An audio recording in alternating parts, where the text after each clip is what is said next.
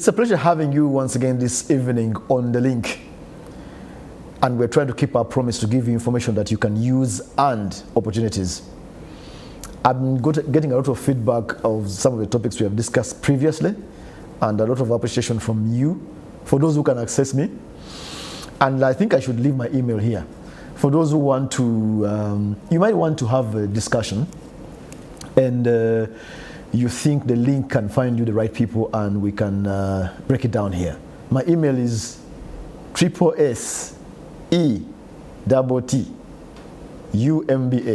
Setumba with triple S and double T at gmail.com. SSETTUMBA at gmail.com. Get hold of me if you think there's something we want to discuss, or if you just want to give feedback. I'll appreciate a lot you getting in touch. Tonight we're discussing investment, fixed deposits versus bonds versus unit trusts. These are all vehicles for investment, but where is the real deal? Where am I going to make money?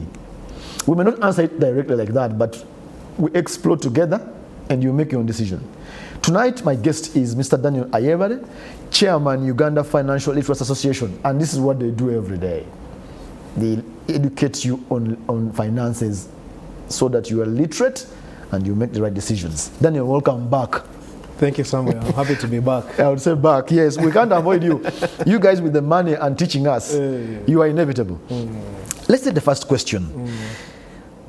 Fixed deposits versus bonds versus unit trusts. First, let's go to the basics. How do these things work? Let's start with that. Thank you, Sam. Fixed deposits, unit trusts, bonds are very, very important products in the financial services market. Yeah.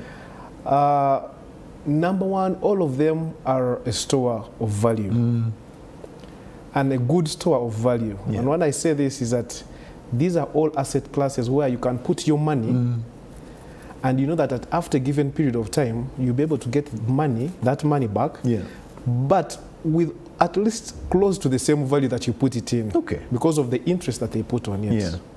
So they are very wonderful products, and they will work differently and for different individuals or small SMEs or even other business interests, depending on where you are financially, what your circumstances are, and where you want to go. So fixed deposits, these are generally given, these are instruments that are generally given by banks, commercial banks, where they will say, bring your money, we'll hold it for a given period, can be 3 months, 6 months, up to a year. And after that period, we'll give you a certain interest. So you agree on the interest before you take it up. So for example, you have your 10 million, you have your 1 million, you take it to a commercial bank. They'll say after 12 months, your interest will be maybe 10%. So you know that after 12 months, you're going to get your 1 million plus 1. Exactly. Then bonds, usually these are issued again on behalf of government. Of course, they are private, they are corporate bonds, but they're also government bonds. I think in Uganda, there's a lot of domination by government bonds. Exactly. Those are the most dominating ones. And I'm looking forward to a time where also the corporate ones will be because it's a good way of raising capital for especially businesses. But the dominant ones are government bonds, where they also say, lend us money. And this is the season actually where most you individuals and businesses can actually take it up. Say, lend us money. After this period, we'll also give you interest on your money. But the beauty about or the uniqueness about the government bonds that they will pay you twice a year. On your interest. Let's just pause there. That means, if I understand you well, I give my 10 million. At 10%, let's keep 10% as the interest. That means after 6 months, they will give me 5% of the interest, correct? So 10% is 100,000 of the 1 million. So after After 6 months, they'll give you 50,000. After another 6 months, they'll give you 50,000. Okay. Then at the end of the period, they'll give you all your money back, the principal back, your 1 million back. So even if say the tenor was, say the period was, say, 5 years, every year you'll be getting your every year, 6 months you'll be getting 50,000, and at the end of the 5 years, you'll get back your 1 million. Okay, so those are the government bonds. But of course, government bonds, we have, I think it's also fair to talk about the short term, which is the treasury bills. Those ones are usually the short term. The difference is in terms of period. Short term between up to 1 year. Those are treasury bonds. Then the longer term bonds will go up to even 20 years. I think we have a 20-year bond. Yes. You have 5, 10, 15, up to 20. And usually the trick here, or the idea here is that the longer the bond, the higher the interest. And also the less the tax on that interest from that period. You are going to hang around that point. We shall talk about making money. Keep going. Yeah, then the unit trusts. These are simply people coming together with their little money. With their little money. They put it in the same fund. And then this fund manager gathers all this money and then invests in different classes. So I'm earning 100,000. But 100,000, I can save 100,000. Yes, I can save 100,000. But on its own, it can't do much. So some gets his 100,000, another person. So you find like there are 50 people who can monthly put together 100,000. And that becomes a big chunk. So this fund manager will say, okay, pull this money together. Then they'll be able to invest it in different classes, of course balancing the risk, balancing the returns, and then they find that at the end of the day, all these small savings that have been together have been put in an investment that brings big yields, and even as you're able to, you as individuals are able to benefit. On your little money, you can get interest. Exactly. So really that's the difference. But if you look at generally all the three of them, they serve three things. They preserve your money. They protect it in terms of inflationary challenges and all that. But then they give you time to then plan. It shouldn't be an end in itself. I usually talk to people about these financial products. Finance, just like money, money is a medium of exchange. So unless you are an agent or a trade like a bank that gathers money, then lends it to those who don't. It shouldn't be an end to. It should be where you either put your money to grow, so that you can now invest it in real business, in the real economy. That is how we can transfer. You can maximize it, unless you're in the business of like an agent or a fund manager. Very good. Before we leave the issue, let me see. Yes, our time is short. Let's go to the second question. We'll come back. Is there one of them that is better than the others? Now we are saying fixed deposits versus bonds versus unit trust. I'm listening to you, Dan, and I'm thinking, okay, where do I put the money? Which is better than the other? I know it's a tricky question. And it is, but it's a very important question. From the conversations that we've had before, you remember we talked about understanding your uniqueness as an individual or as a business. So let's talk in terms of, for example, an SME. At what growth stage am I? Am I beginning? So if I am beginning, it means that I am very interested in growing my resources. Am I in the middle there? Am I that is maybe growth stage? My needs are unique from the one who is starting. Am I at maturity? And I'm thinking of legacy and continuity and passing on. My needs are different. Same as an individual. Are you starting, for example, are you beginning to work? What is important for you is to make more money fast at that time. Then you reach a point where you need stability. So what is important for you is to be able to, now you're thinking of resilience. You're thinking of, if an emergency happens, am I covered? Can I have a fallback position?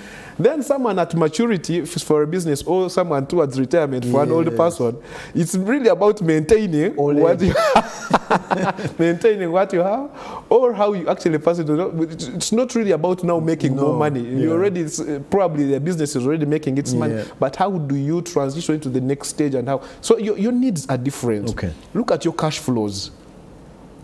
Am I someone who has consistent money coming in as a business, or does my cycle take a longer period, and yet I'll need working capital to pay rent and all that? So before you go, so in a nutshell, where you are as an individual or a business, and your needs are different. Let's pause there and go for a break and come back and enjoy it at that point, so that we go on. Viewers, we are in the middle of the discussion.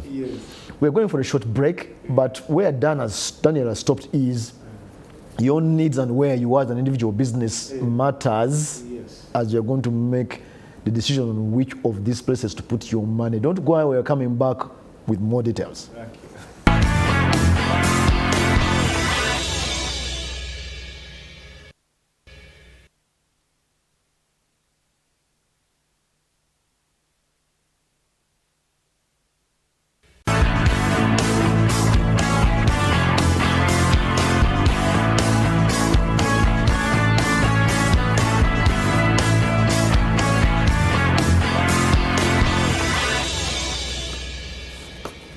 Welcome back from the break, and we're discussing investment today: fixed deposit versus bonds versus unit trusts. Where is the real deal? And my guest, in case you have just joined us, is Mr. Daniel Ayebare, Chairman, Uganda Financial Literacy Association, and we are here in class.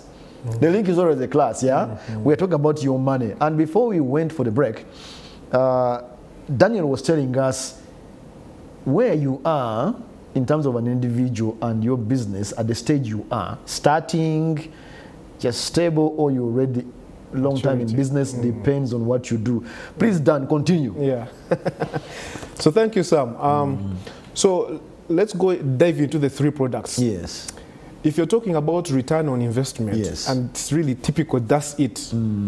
You'll find that today, the fixed deposit depends, the returns depend on your relationship with the bank and also on the money that you're giving. You're going to fix. You're giving the bank to keep for you. You can negotiate. Usually it will start from about 4% to maybe in some instances even up to 13–14%, depending on your negotiation with them and the size of the money that you're fixing. Of course, usually with the more money, the higher you can negotiate. You have leverage. You have leverage. But when you're for fixed deposits, usually minimum is about 100,000 or actually about 500,000 for the commercial banks. So again, if your savings bracket does not reach there, somehow you've been put on the side. But there are people who can afford that and they can enter that conversation. Then with the bonds, of course, minimum is 100,000. But for it, they will tell you this is what your coupon interest is. This is what you will get in this period. There's no negotiation. There's no negotiation, unless you're doing it at primary level, which is a privilege for a few people. For the banks. I know that for the banks. Unit trust, you cannot negotiate the rate. It depends on how well the fund manager is investing your money. So the interest. It moves, yes. It oscillates, and then it's dependent, of course, on the market. But also it's dependent on on how good your fund manager is, how sophisticated they are to be able to balance. Exactly. So it is also important that if you're going to put your money in a unit trust, do some homework. How good is this fund? What is their record? Actually go and ask more questions. What are they investing in? To make sure that number one, your money is safe. But the risks are well managed, but also the return is good. But so far, so good. The way the unit trusts are going now, they are really giving good returns at least above 10%. Bonds are doing very well. So let's get back to what they offer now. Now, a fixed deposit in all the three categories may give you less money. in terms of, course I've said it can start from 4%, 5%, maybe even 9%. But you find that government bonds and the unit trusts are giving above 10. But look at this. If you are an SME, for example, you need a relationship with a bank. Yes. Because you might need credit at some point for your business, but the unit trust doesn't give you credit. The bank, they also borrow, they not give you. That's how I was saying it is really, really dependent on where you are as a business. Yeah.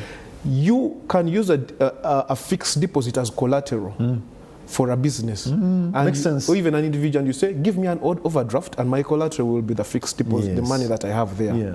People, SMEs that are into trade and all that, you can actually say, I'm going to do invoice financing. Invoice financing is basically you've given a service or you've supplied goods to an entity that have not yet paid you, but you have an invoice. And you say, you take it to the bank, this is in trade finance, and you say, please give me money. I need working capital based on this invoice that is going to come through. Okay. And you can say that my collateral is what is on the fixed deposit. The fixed deposit, yes. So you are seeing that here you may not be getting the best return in terms of money given to you, but the relationship could actually be more beneficial to you. The bank trusts you because you have something with them. Thank you. And so you can access those products which might actually give you more value for your business than what the interest on that. So in business, fixing can make sense. Yes.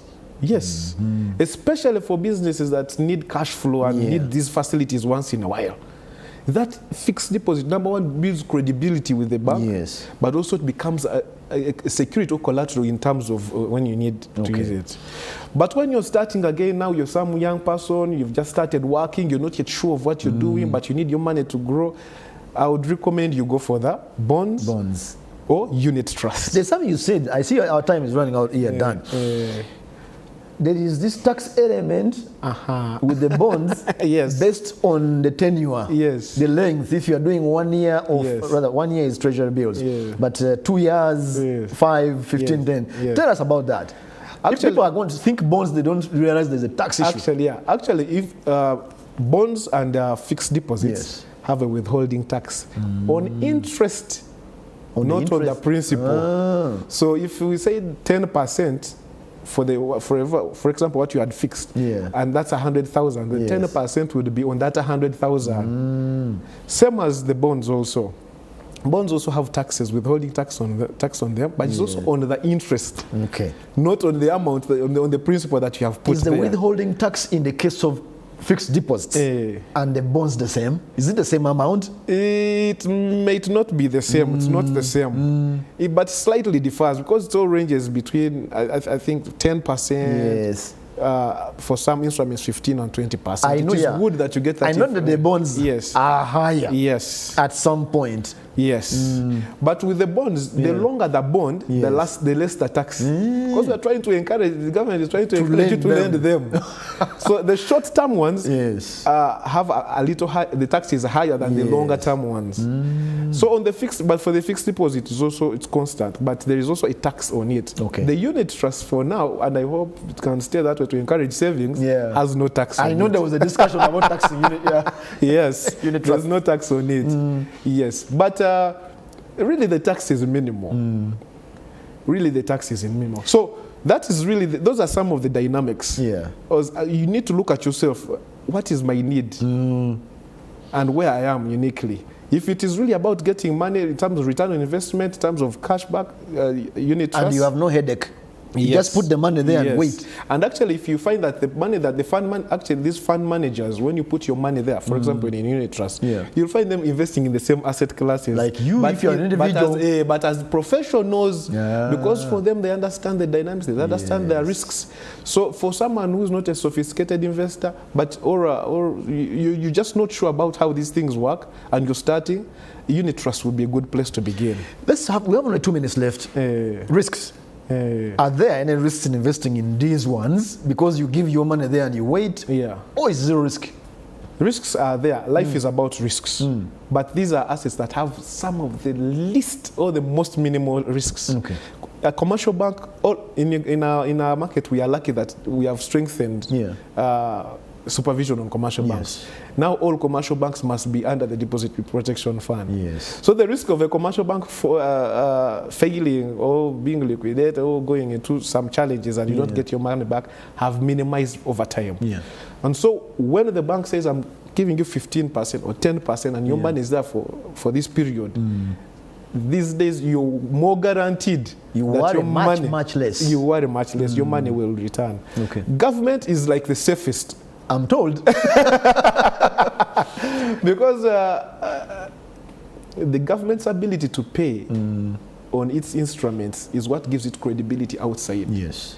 They cannot begin to negotiate in the world when they are failing to pay on these small things. So whether there is a new government, they have a name to lose. It is them to lose. And also their sources of income are more guaranteed than any other institution. People have to pay taxes. You know, there's a lot of activity happening.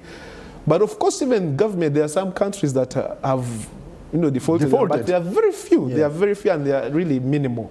So government is a very safe place to invest your money or to put your money to lend, and it will be coming back. Unit trust is also... Unit trust, again, unit trust, what you need to be very important, what you need to be critical about is ensure that you do your homework on who the fund manager is. These days, everyone is coming up and can manage. First, go to the capital markets website, authority website. Look for the ones first of all that are legal and are allowed there, and then after that, vet and choose the right one. I know we haven't finished because there's even the vetting for the risk, including the fact that, Daniel, if I put my money in bonds. And I get a problem, I can't just get out. When I get out, I lose value. But that's something for another day. We'll bring you back. Absolutely. These topics are very important. Absolutely. Viewers, we're talking about your money. And we hope you got some points. This is a pen and paper thing where you are typing on your phone. We'll bring back Daniel, I assure you, to give us more information on those issues. That was the link. Thank you for joining us tonight. Thank you.